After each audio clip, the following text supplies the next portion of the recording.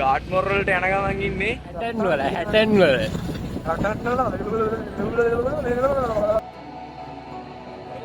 අද අපි යන්නේ ගාඩ්මොර් වලට යන්න පාරල් දෙකක් තියෙනවා. ඔයගොල්ලෝ ඔයාලගේ වාහනේ ගෙනවා නම් ඔයාලට නල්ල තන්නි පාරෙන් ඇවිල්ලා ගාඩ්මොර් එන්න පුළුවන් මස්කෙලියෙන්. මේ අපි ආවේ නෝවුඩ් වලින්. නෝවුඩ් වලින් එනකොට view එක මාරම ලස්සනයි. ගාඩ්මොර් එනවා නම් මේක තමයි ලස්සනම පාර.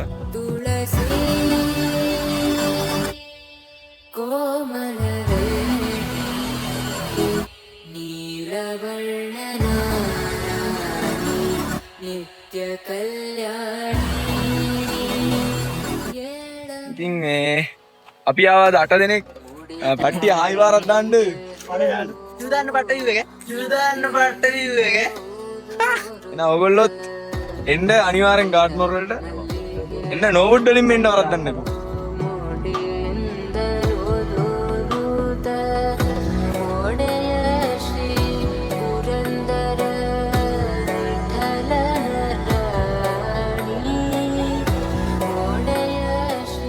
අපි දැන් ගාඩ්මොර් වලට ඇවිල්ලා ඉන්නේ.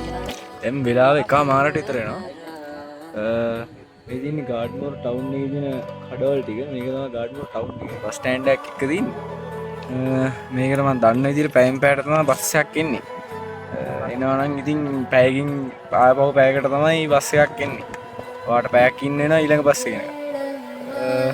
මේක තමයි ගාඩ්මොර් ටවුන් එක. ඉතින් පොඩි දුරයි ඔයාලට ගාඩ්මොර් රැල්ලට යන්න තියෙන්නේ.